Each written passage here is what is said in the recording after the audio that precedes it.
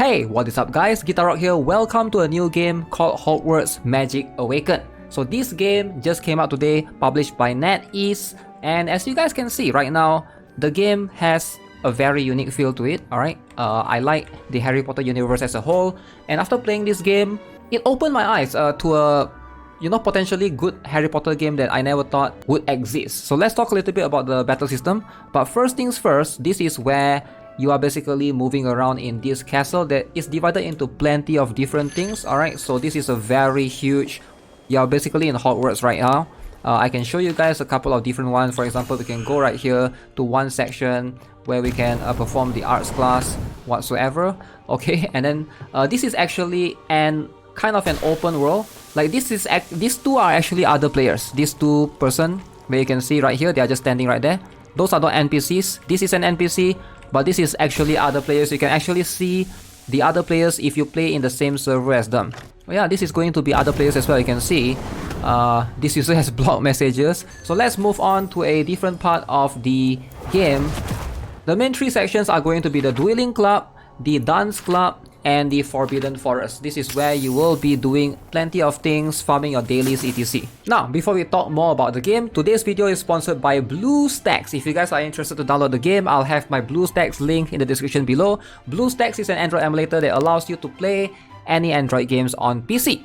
Now you can definitely run this on the latest version of BlueStacks if you intend to just try out the game and see if it's something that you will enjoy. Now this game do have a PC client, but as far as I know, it's really huge. Alright, I think you need about 16 to 17 GB of free space on your device, whereas so you can see on BlueStacks it's going to be about 7.2 GB. So that's half the size. If you just want to try it out, feel free to just try it out on BlueStacks first and see if this is a game that you can enjoy. With that being said, I'll have my links in the description below if you guys are interested to download BlueStacks to try out this game or any other Android games that you can think of to play on your PC. Alright, let's jump into the video. So before we talk about Reroll, I need to show you guys how the game works first. Basically, the game is more like a card building deck and you pull for cards instead of anything else. So let me show you guys a little bit. So you are divided into three different sections. Alright, one is called the Echo. Alright, one more is called the Charms, which is what you're actually pulling in the gacha system. You can see you basically build a deck of cards that you can use in battle. These are essentially your so-called skills. Alright, and I'm going to show you guys shortly after. You will be able to understand what I'm talking about. And then you can see there's also this thing called the Companions, which you can use up to 3. Alright, Companions are characters that appear in the battle, but they don't consume like the so-called mana points. Alright, everything else has mana. You can see this one is 6 cost, this is a 4 cost, this is a 3 cost, this is a 4 cost. It's very similar to Blue Archive actually, surprisingly, and Higan, if you guys have played those before. To make you guys understand, let's show you guys one battle. Alright, so there's this Dueling Club right here. So this is where this game seems to be very PvP heavy. You can see there's Top Wizard Solo and Best Partners Duo. So depending on which one you want to enter. So let's try this one. I'm going to try to enter a practice match. Alright, so practice match meaning that it's not ranked. So therefore the score is not, it's not affected as much. So this is very likely going to be another player. This is a real-time PvP brand. Alright, so the battle system, as you can see, there's this thing called the movement points where you can move around. If I want to come here, this will become 27, and then I can summon creatures. For example, I can summon spiders using my deck cards. I should be moving away. Alright, and then this particular deck, alright, this one basically allows me to have free movement. Okay, so I will be able to move around easily. I can send the book going in.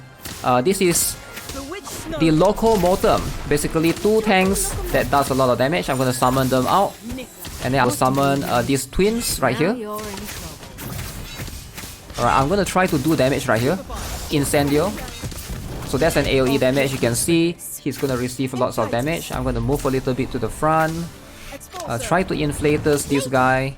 So that's like a spell that will make them fat in a way. So this is a CC spell that push them back. 4 cost, does DOT from time to time. I'm gonna go on with summoning a spider. So Cornish Pixie right now. Alright, and then I'm gonna summon this the book, monster book, that will do a lot of damage. So you can see my team is very centered around summoning. Alright, that's what I'm going for. So summon spiders, and then we also summon this one is a spell. I can do this, Incendio, and that's like a damage. So I'm gonna do that. That is also going to do a little bit of damage. And then we're gonna summon Cornish Pixie. So if you want to, you can also go towards, you know. I'm gonna try to move away, because now I am actually kind of low HP as well. Okay, I managed to win.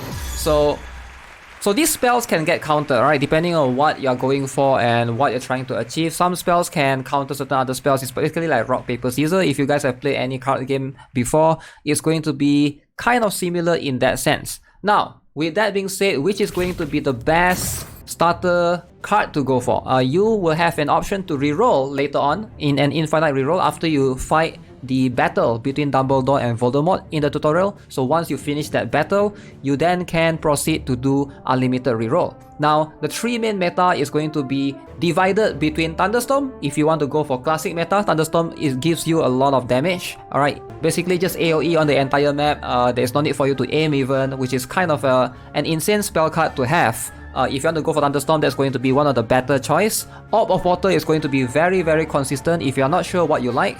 Orb of Water gives you the control. You can basically drag the enemies, move them around. That's going to be something that ideally, if you're not aware what playstyle you want to lean towards for, I would highly recommend to go Orb of Water. Now, Locomotum is going to be the third one. If you prefer Summon, Dex, because Locomotum is a card. Right here, let me show you guys. You can see this particular card summons 2 Stone Soldiers, immediately taunt enemies. When taunt, damage taken is reduced by 99%. Alright, so it's a very tanky 2 soldiers that move towards the enemy. They march very, very slow. Yes, they can be CC, they can be pushed back, but that's pretty much their counter. So in a way, I do like them a lot. Alright, it can be paired with a lot of other summons if you want to. So these are the 3 main cards. Highly recommend you guys to pick one of these 3. Thunderstorm, Orb of Water, Locomotum. Depending on which one you want to go for, which playstyle you think is going to fit you the best. Now, as for Echo, later on you can farm this particular one. You get Dobby for free early on.